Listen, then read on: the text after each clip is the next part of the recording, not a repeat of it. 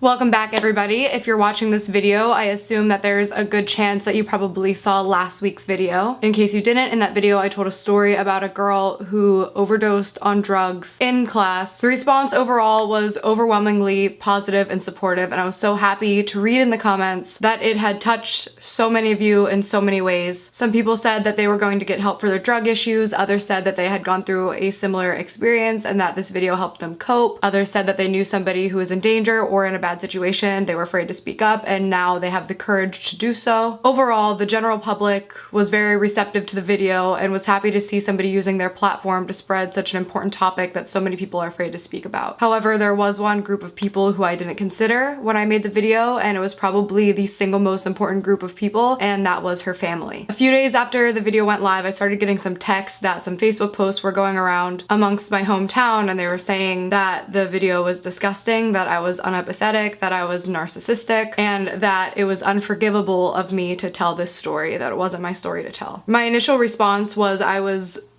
shocked and hurt because I didn't make this video with any intention of hurting anybody, and it was meant to spread a message, and the way I spread messages is through storytelling. And in my mind, this was my story to tell because I was there, I was affected by it, and here it is a decade later and I'm still affected by this story and it still nags at my brain. But the problem was I never, while I was making this video, stopped to think what this would look like through the mother's eyes. Not only did I not consider the fact that this video could get back to the family, but I never stopped to think that it may make them relive this experience and how it would make them feel. I thought that by not saying her name that it was permissible for me to speak about it, but a lot of people were able to Google her and found the articles, and it did end up getting back to the family, and they were hurt by it, very deeply hurt by it, for a couple of reasons, and I would really like to share those reasons with you now and clear up some things that were misconstrued or the things that maybe I didn't say correctly. I actually had the incredible and humbling honor to speak to her mother, who was so incredibly kind and accepting and forgiving, and I could hear the pain in her voice and the way that she spoke about her daughter. And what she said to me was that there was a really, really important message to be spread here, and that she sees that I have a platform that I can do this, and she wanted to work together to spread that message, which honestly, I just think she's such an incredible woman, because it would be so easy to,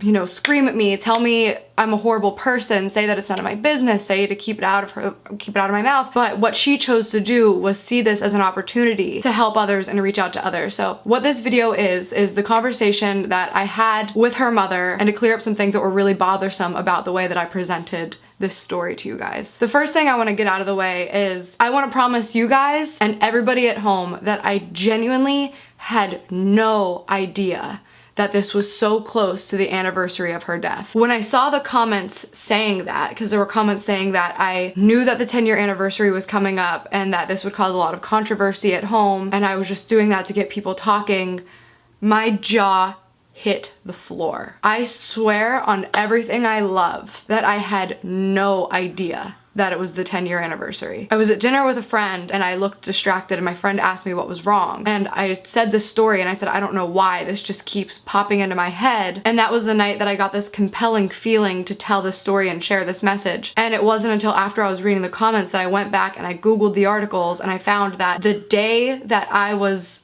having those thoughts and the day that I decided to film that video was the day that she was declared. I had no idea what month, date, even the exact year that this happened. So the fact that this came to me on the 10-year anniversary is overwhelmingly coincidental. I just want you guys to know that there were no ill intentions, especially on that front. Secondly, as I was reading the comments, I realized that a lot of people, probably the majority of people, took this story and read it as a suicide. I would like to respectfully say that I never said or intentionally implied that she killed herself. I think it was because I labeled the trigger warning as death, drug abuse, overdose, suicide, that people took that and applied it to her situation and inferred that I was saying that she intentionally overdosed. I've never looked at that situation of a suicide, and I never believed that her death was intentional. And I also don't think that she was a frequent drug user or a drug addict or a druggie. In fact, I was always under the impression that that was her first time using, which brings me to the next and probably most important part of this video. I regret very, very much that parts of this video make her seem like somebody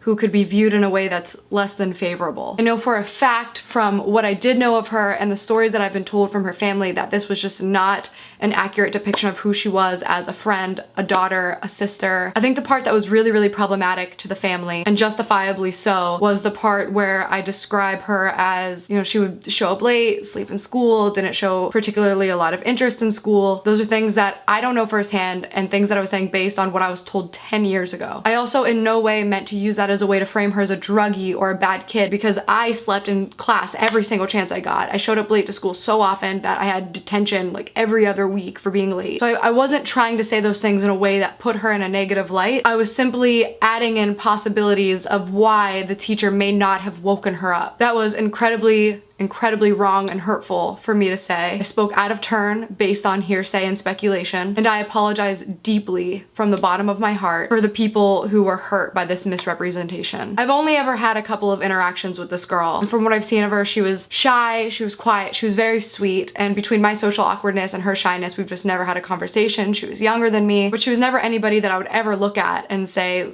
you know, that's a bad kid, they're up to no good. And I think that that actually kind of speaks to the point even more, is that I don't think anybody looked at her and expected this to happen because she wasn't that kid, which was, you know, another reason that I kind of wanted to put out this message, is that everybody is at risk. Nobody saw that coming, not her teachers, not her friends, not her parents, and it's nobody's fault. Nobody knew, but I do feel the worst out of everything for making her family feel like I was putting out this really negative image of her. And when I was talking to her mother, the way she talked about her 10 years later was if it happened yesterday. And it was so obvious that her mother is such an amazing woman who cares about her family more than anything in the entire world. And just the fact that she was willing to accept a phone call from me and hear me out and accept an apology when she didn't have to. I have full faith that her daughter, knowing now this woman, that her daughter couldn't have fallen far from the tree. And from what her mother says, she was one of the most caring, playful, unique individuals who would give the shirt off her back to anybody who asked. She had a paper route just so that she could go talk to the elderly people that she was delivering paper to. She loved animals, she loved climbing trees, she was just a free-spirited, lovely, amazing girl who, and I hope her mother doesn't mind me quoting this, but her mother described her as somebody who wanted to take care of everybody else even when she wasn't taking care of herself. And her mother was so heartbroken because,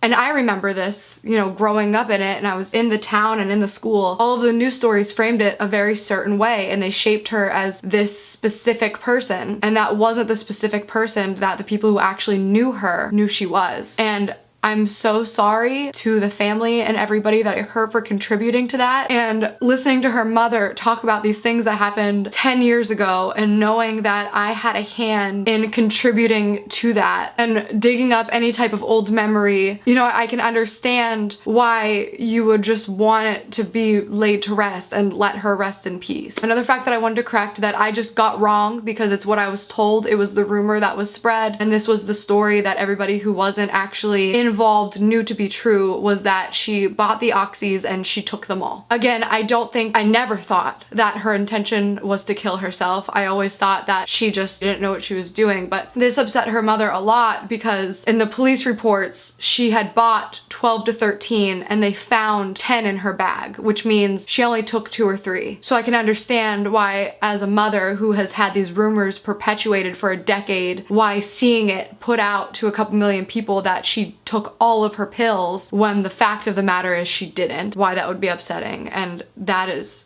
100% my fault. So I had a hand in spreading false rumors and perpetuating false information. So for that, I not only apologize to the family, but I apologize to my viewers for not being more careful with my facts. I tell stories as memoir, not biography, and I do my best to tell everything in the most truthful way possible, but sometimes there are mistakes. I promise to be better, especially when it comes to stories that involve other people. My genuine and only intention of this video was to spread the message that there is help and that you don't need to turn to narcotics or illegal substances for any reason. Even if you're not doing them to solve your problems and you're just trying to have fun, the dangers are very real, oftentimes lethal, and if you see somebody in trouble, to report it. I in no way wanted to frame the loss of this girl as a suicide, though I did talk about bullying and suicide in my video. I also didn't want to frame her as somebody who was a bad kid on the wrong path with a drug problem. The reality of the situation is she was a really kind, gentle, sweet girl. From everybody who actually did know her, she was one of the sweetest, most generous people they've ever met. She wasn't some addict who didn't care about anything but drugs. She cared about her family, she cared about school. She's just some poor girl who made a mistake. And that's the importance of the story, and that's why I thought it was so worth telling, and I am so incredibly honored and humbled to have had the opportunity to speak directly to her mother, who I wish I would have reached out to and spoken to in the first place. Good people make mistakes. Sometimes those mistakes